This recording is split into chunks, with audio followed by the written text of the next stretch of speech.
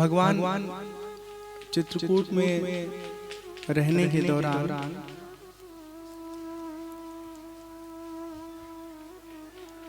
अत्रि मुनि के आश्रम जाते हैं। अत्रि जी उनकी पत्नी है अनुसुईया। अभी बहुत ध्यान से सुनिए।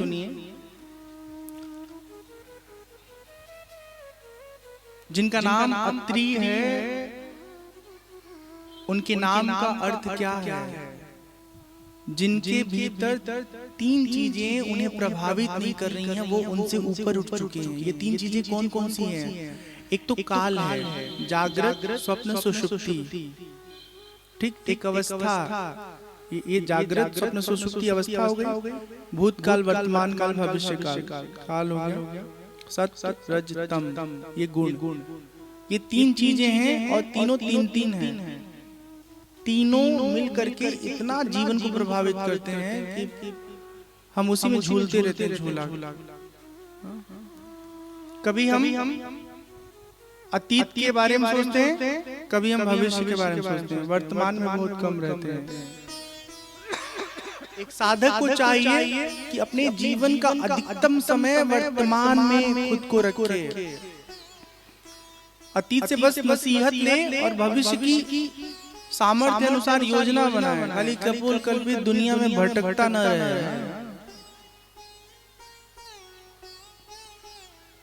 अब आ गई अवस्था की बात। स्वप्न अवस्था, जागृत अवस्था और सुषुप्ति अवस्था, तीनों अवस्थाओं का जीवन में उपयोग है। गहरी निद्रा को सुषुप्ति कहते हैं। गहरी से भी गहरी निद्रा जो होती है, तो वो भी चाहिए। जागृत भी होना बहुत जरूरी है। अब मान लीजिए आप दुकान में बैठे हैं और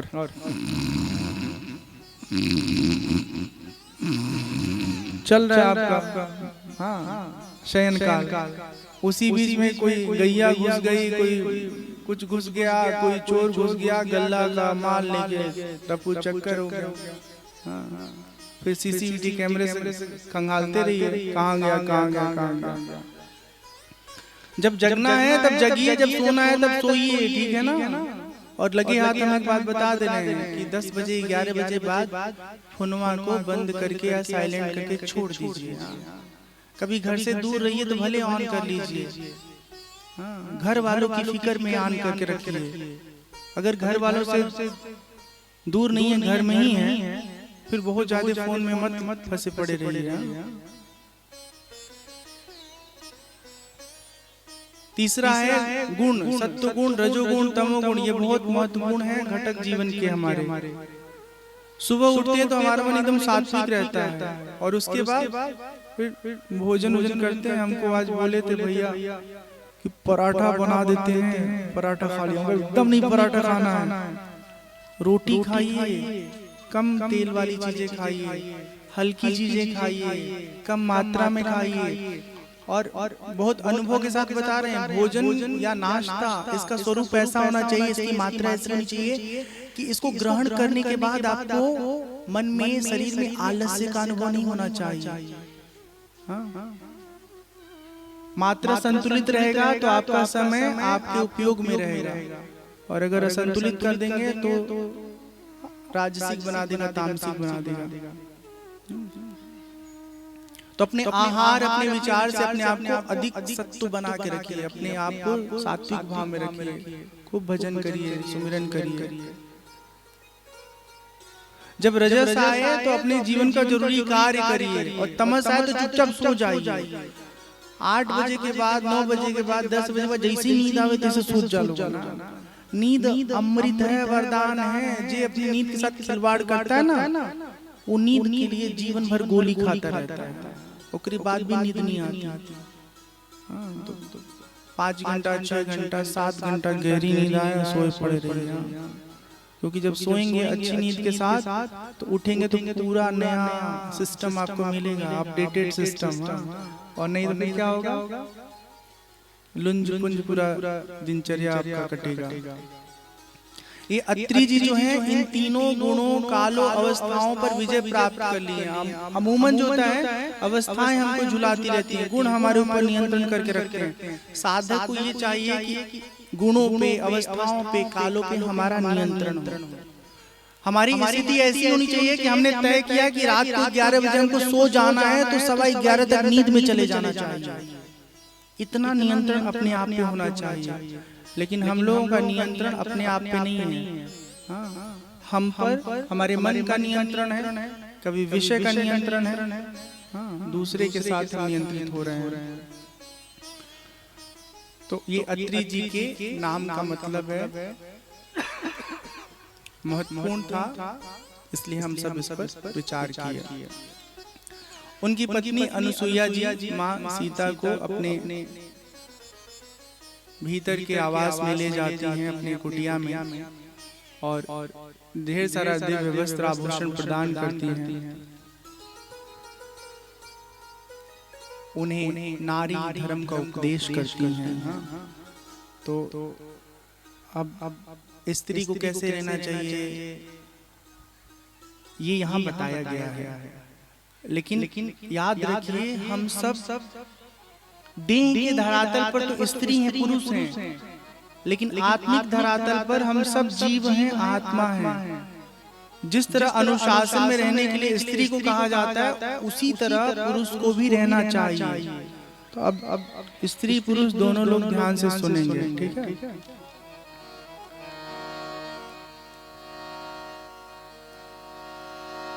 धीरज धर्म मित्र अरुनारी, आपद काल परिचारी।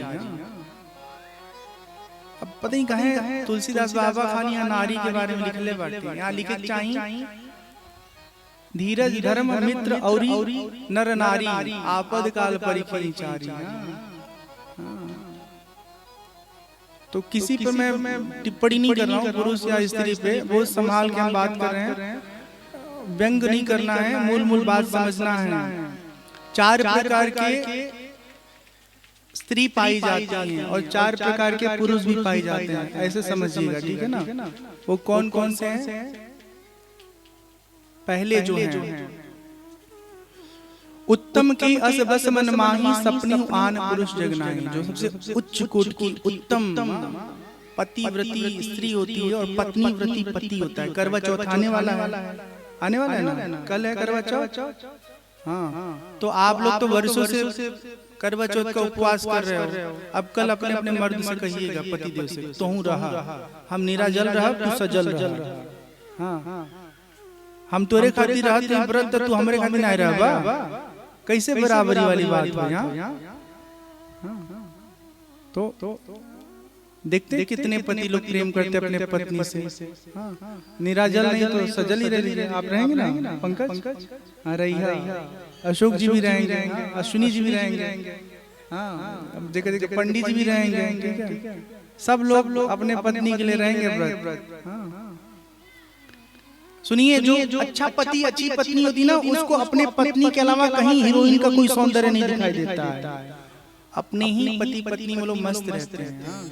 और दूसरे के मेहरारू के देख के ना चकल्लस नहीं करे चाहिए। भौजी के जो है ताक झाक के मजाक करते हुआ, ये गलत बात है। हम सब समझते हैं देवर लोगों का जो स्वभाव है, मौका पाते हैं तो तब जब पत्नी अपनी नहीं रहेगी तब भौजी को लोग आधार बना के मनोरंजन करेंगे।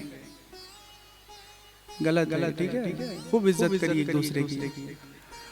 दूसरे जो लोग होते हैं, मध्यम परपति देखें कैसे भ्राता पिता पुत्र निज। ये बहुत अच्छा ये भी है कि जो उम्र के अनुसार आप व्यवहार करते हैं, भाई की तरह, पुत्र की तरह, पिता की तरह, ऐसे देखना भी बहुत अच्छी बात है। कोई स्त्री दिख रही है अपनी बहन की उम्र की तो उसको बहन समझो, माँ की उम्र माँ समझो, बेटी की उम्र की है तो बेटी समझो, और साली है तो साली समझो, ठीक है। साली वाला मामला बिल्कुल अलग है। अपनी तरफ तो साली कहते हैं आधी घर वाली, लेकिन सिर्फ इसलिए कि आपके प्रॉपर्टी में, आपकी कमाई में जीजा के हिस्सा ले, घर में ना रहे जीवन भर के लिए।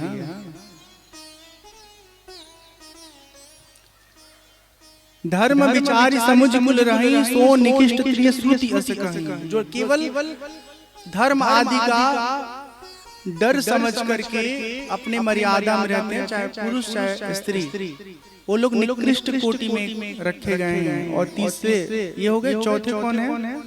बिनु अवसर भय दे रह जोई जाने अधम नारी जग सोई। जब तक उनके पास अवसर नहीं है तब तक वो अच्छे बने हैं। जब अवसर मिलता है तो अपने मनमाना आचरण करते हैं, चाहे पुरुष हो चाहे स्त्री, दोनों। और जो ऐसा करेगा उसको उसका फल मिलेगा। इसलिए जो लोग शादी कर चुके हैं अपनी पत्नी के अलावा किसी से भी फोन पर हंसी मजाक ना करें, ठीक है? क्योंकि आप तो हंसी मजाक करेंगे और कहीं किसी का दिल आप पे आ गया तो आपके गटई का फांस बन जाएंगे वो, या बन जाएंगे वो। तो इसलिए एकदम खुद को कठोरता से रखिए। हादसे किसी उम्र में कभी भी हो सकते हैं, इसलिए सतर्क रहा जाए जिंदगी के सफर में। माँ अनुसुईया ढेर सारा दिव्य वस्त्र आभूषण देती हैं माँ सीता जी को। और फिर भगवान राम, लक्ष्मण, सीता मैया प्रणाम करके अत्रि मुनि को, अनुसुईया जी को आगे बढ़ते हैं और चलते चलते चलते चलते पंचवटी पहुंच जाते हैं। पंचवटी में पहुंच के कुटिया बनाते हैं। कुटिया में फिर भगवान राम, लक्ष्मण, सीता मैया रहने लगते हैं।